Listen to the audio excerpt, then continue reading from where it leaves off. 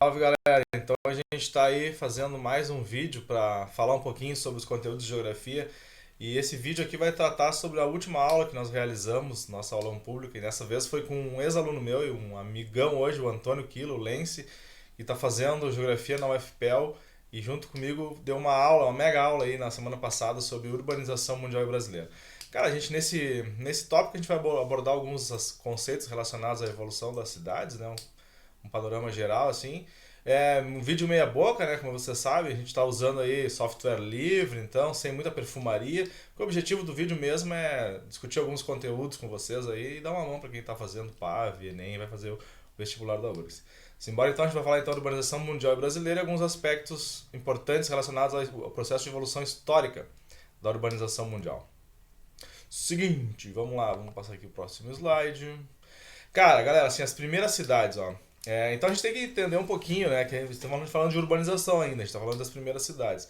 As primeiras cidades elas vão surgir ali logo depois, né? Uns milênios depois da Revolução do Neolítico, né? Quando as comunidades nômades elas se sedentarizam e elas vão gradualmente evoluindo, né? Começa a acontecer um excedente de produção, isso possibilita que mais e mais pessoas possam se dedicar a outras atividades que não a agricultura, e aí vão surgir as primeiras, né, as primeiras aldeias, assim, as primeiras cidades vão evoluir das primeiras aldeias, dessa primeira aglomeração humana que começou a ter um excedente de produção, tá?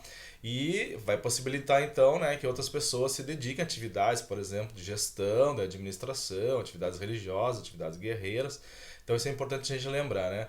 Então a gente vai ter, por exemplo, acontece um processo de divisão do trabalho, isso é importante, né? Então antes todo mundo participava na vida da comunidade, na atividade agrícola, agora algumas pessoas se dedicam não mais à atividade agrícola, assim atividades de planejamento, e aí nesse contexto todo a gente vai ter o surgimento da escrita, né? O surgimento da matemática, a necessidade de contabilizar esse excedente, e o que a gente tem nesse momento, né, da história, em torno de 4 a 5 mil anos antes de Cristo, que ficou conhecido como modo de produção asiático, tá? Que modo de produção asiático? Como é que era esse modo de produção asiático? Vai surgir naquelas regiões que a gente tem lá muita dependência daquelas sociedades hidráulicas, né? Então essas primeiras cidades começam a se tornar cada vez mais complexas próximo aos grandes rios, tá? Então a gente vai ter, por exemplo, o aldeão ainda muito vinculado à terra, ele vai estar preso à terra. E vai ter lá um rei, vai ter um faraó, vai ter um imperador, né? Vai ter uma subdivisão, uma nobreza que vai pegar, se apropriar desse excedente de produção agrícola, mas nesse contexto, o modo de produção asiático, o principal fator econômico é a agricultura, né? E o aldeão está preso à terra, nesse sentido de comunidade, e esse excedente muitas vezes ele é imposto, inclusive, pelo rei, pelo faraó, pelo imperador, para atender muitas vezes o interesse da nobreza, certo? Tá? Então a gente já tem uma divisão social do trabalho bem característica aí no modo de produção asiático. Então a gente vai dar uma olhada geralzão para vocês terem uma ideia. Quando a gente está falando desse modo de produção asiático, né, em quais lugares do mundo, né? Então a gente tem o que a gente chama de crescente fértil, né, que vocês têm aqui o Egito Antigo, ele vai se desenvolver, por exemplo, algumas dessas cidades que a gente está falando aqui, Mênfis, Tebas, ao longo das margens do Egito. Então as sociedades hidráulicas dependiam, né, muito dos fatores naturais nesse momento da evolução da humanidade, né? Aqui a gente vai em direção então ao Oriente Médio, aqui, ó, né, o Golfo Pérsico. A gente vai ter algumas cidades que vocês, inclusive são cidades bíblicas, né? No Velho Testamento vocês encontram essas cidades, né? Por exemplo, Ninive, Babilônia, Ur, né? Então aqui nas margens do rio Tigre e Eufrates, né? Só para vocês terem uma ideia, que eu deixei uma coordenada geográfica, se vocês quiserem depois pegar no Google Maps e procurar, né? Ur, por exemplo, ela surgiu há 3.800 anos antes de Cristo. Então, quando a gente está falando desse modo de produção asiática, está se referindo a essa região aqui do Crescente Fértil, né? É essa outra região do mundo aqui, ó, civilizações antigas, por exemplo, no Rio Amarelo, Yangtze, no Rio Azul, no sudeste da China, na Índia, no Japão. Eu estou falando também do modo de produção asiático. Como também, né, a gente tem que falar, por exemplo, dos maias, dos astecas, dos incas, né, no continente americano também era vinculada a esse modo de produção baseado na agricultura e com já uma divisão social do trabalho muito bem caracterizada. Né? Aqui a gente tem, por exemplo, outras cidades importantes. Por exemplo, no início da cristandade, Roma antiga chegou a ter 1 milhão de habitantes. Né? Então, assim, essa foi a Roma, por exemplo, durante a Antiguidade, era um exemplo de cidade, né? Todo um planejamento, aquedutos levando água, saunas públicas, né? Os banhos públicos, a própria polis grega, né? Então, vocês tinham, vai lá, dezenas e dezenas de cidades-estados na Grécia Antiga, cada uma delas tinha uma constituição, quer dizer, a vida em Roma Antiga na polis grega, ela era na cidade, quer dizer. Lógico que tinha toda uma produção do campo que possibilitava com esse excedente que as pessoas vivessem nas cidades. Tá? Então isso é importante a gente lembrar. Então são alguns exemplos, né, de cidades nesse período. E aqui a gente tem, por exemplo, na América pré-colombiana, né, Machu Picchu, aqui a cidade Inca, a cidade Azteca, também nesses moldes da produção asiática. E aqui a gente vai ter uma característica, né, que são regiões que são cidades que surgiram ali entre os Andes ali, e muitas delas dependendo, por exemplo, do degelo dos Andes para irrigação. Então desenvolveram um interessante sistema de agricultura, né? Tá? E a gente tem uma outra cidade que é bem interessante, que é a cidade de Caral, que ela é próxima de Lima, no Peru, ali, chega a 200 quilômetros de Lima, que é uma cidade que tem 5 mil anos, né? A idade, ela surge, por exemplo, antes de Ur, lá, que tem 3.800. Então, geralmente a gente fala das cidades, dessas cidades do Crescente Fértil, e a gente não lembra, por exemplo, que na América, nesse mesmo período, também floresceu importantes civilizações, né? E se localizavam nas cidades, quer dizer, já era uma vida muito mais complexa. Eu não estou falando de urbano ainda. Né? A urbanização é um processo bem recente relacionado à Revolução Industrial, mas as primeiras cidades são essas, tá? Para vocês terem uma ideia e quais espaços geográficos elas surgiram. Né? Depois a gente vai ter um período da história, que é a Idade Média, né? Ali do século XV, do século V, desculpa, até o século XV, a gente vai ter o período que a cidade ela vai perder importância, né? Vai um modo de produção feudal, quer dizer, um modo de produção no campo, né? Então, durante quase 1.000 anos do feudalismo, a vida era rural, né? Era dentro do feudo, os feudos não se interligavam.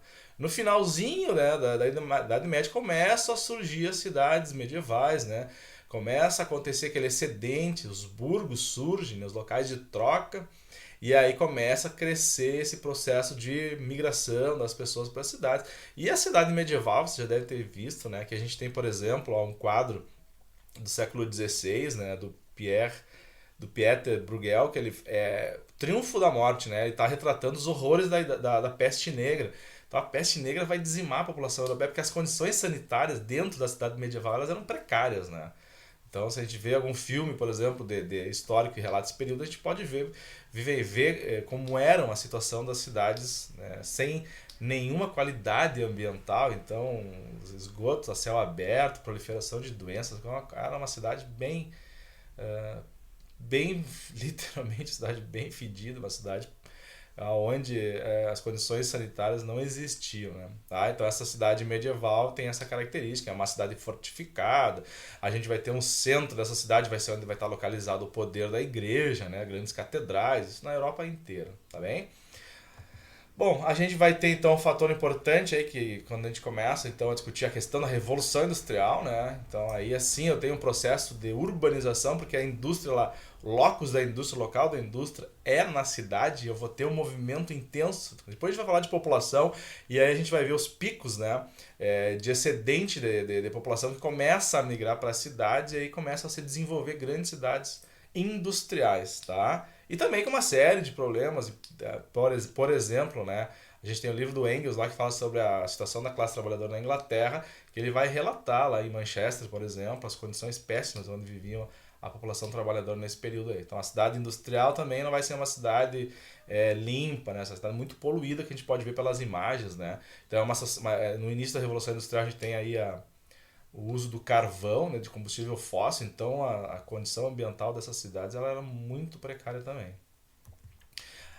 Aqui é o panorama geral para a gente ter uma ideia, né, da Revolução Industrial, certo? E relacionado a esses períodos. Então, olha aqui, ó, a indústria 1.0 a gente vai ter ali a segunda metade do século XVIII, tá, galera? Então é nesse momento que eu tenho a Revolução Industrial e aí eu tenho um processo de urbanização. Quer dizer, um excedente de pessoas começam a chegar nas cidades porque é a indústria nascente, ela precisa de muita mão de obra, né? A indústria têxtil, a indústria que é baseada no combustível fóssil como fonte de energia, E aí depois o segundo momento, né, no século XIX, então aí eu vou ter o uso do motor a combustão, do petróleo, da eletricidade, e a indústria se espalha, né, ela sai da Europa, se espalha pelo mundo, então várias e várias cidades começam a crescer de forma muito rápida no mundo inteiro pós a segunda revolução industrial. E hoje a gente vive, né, que a gente chama de indústria 4.0 ou quarta revolução industrial, né? Aí sistemas cibernéticos, robótica, engenharia genética, né? Inteligência artificial, que a gente vai falar mais em outro momento do vídeo, em outro vídeo a gente vai abordar sobre a cidade contemporânea. Então aqui para vocês, ó, eu tenho um quadro resumo, né, que mostra lá então o início das aldeias, né, 7.000 anos antes de Cristo, norte da África, sul da Europa, sudoeste da Ásia, né, por volta de 3.500, então aqui as primeiras cidades, então Ur, Babilônia, Nínive, aquelas cidades que a gente falou antes ali no Crescente Fértil, no sudeste da Ásia, na própria América, surgem mais ou menos por volta aqui, ó, de 3.500 anos antes de Cristo, né? Há 2.000 anos antes de Cristo, então a gente vai ter os impérios ali, então as redes urbanas, como no caso de Roma, por exemplo, que é bem característica. E no século V, aqui depois de Cristo, a gente vai ter a cidade medieval, que vai ser caracterizada, como a gente falou, do feudalismo. Essas estradas são desfeitas, esses caminhos urbanos são desfeitos e a vida se enclausura dentro dos feudos, tá? Com o capitalismo, a gente vai ter então o surgimento da burguesia como classe social, né, a evolução da produção, principalmente do comércio, né, desse excedente agrícola, mas então agora o mercantilismo que vai caracterizar os primórdios do capitalismo é baseado no comércio, né, então as cidades comerciais como Veneza, por exemplo, no norte da Itália vão se desenvolver de forma muito grande, né, no início do capitalismo, de forma muito rápida no início do capitalismo, tá? Galera, temas urbanos a gente vai deixar então para uma próxima aula. A gente vai abordar então relações entre metrópole, rede urbana, segregação, gentrificação e colocar algumas questões que caíram no PAV, no Enem e no vestibular da URGS. Falou, galera? Então tá, vou disponibilizar o canal, o conteúdo para vocês na nossa aula, tá? E aí vocês acessem depois lá. E no próximo vídeo a gente vai abordar esses temas urbanos. Falou? Um grande abraço.